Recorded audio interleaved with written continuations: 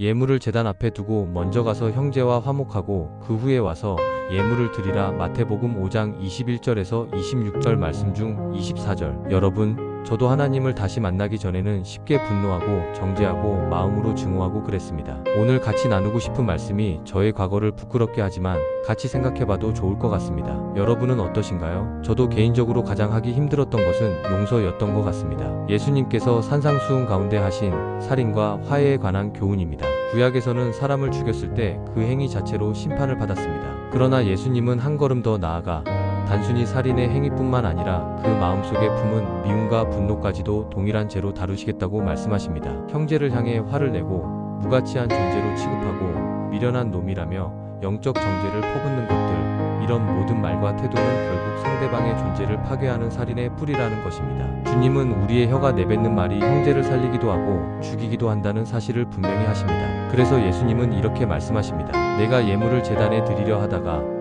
형제에게 원망 들을 만한 일이 생각나거든 먼저 가서 화목하라. 그리고 나서 예물을 드리라. 즉 하나님 앞에 나아가기 전 형제와의 관계를 먼저 바로 세워야 한다는 것입니다. 화해 없는 예배는 하나님이 기뻐하지 않으십니다. 여러분, 우리가 하나님과 올바른 관계를 맺으려면 먼저 이웃과의 관계를 회복해야 합니다. 분노를 품은 채 드리는 예배는 껍데기에 불과합니다. 그러나 화해와 용서를 실천할 때 주님은 우리의 예배를 기쁘게 받으십니다. 오늘 말씀은 단순히 인간관계의 회복을 넘어 주님과의 관계 회복을 가리킵니다. 형제와 화목할 때 우리는 주님 앞에서도 의롭다 함을 얻고 심판이 아닌 구원의 은혜를 누리게 됩니다. 여러분, 미치도록 싫은 사람 있을 겁니다. 정말 용서가 안 되는 사람도 있을 겁니다. 저도 3년 동안 분노의 대상을 두고 하나님께 맡기며 기도하기 시작했습니다. 모든 것을 하나님께 맡겼습니다. 그 분노의 대상이 하나님의 방법으로 인간관계에서 해결되었습니다. 오늘 말씀을 실천해 보십시오. 분노 대신 용서로, 미움 대신 화해로, 죽음의 길이 아니라 생명의 길을 선택하는 저와 여러분이 되기를 바라며 오늘 용서가 있어 기쁨이 되는 하루 되시길 바랍니다.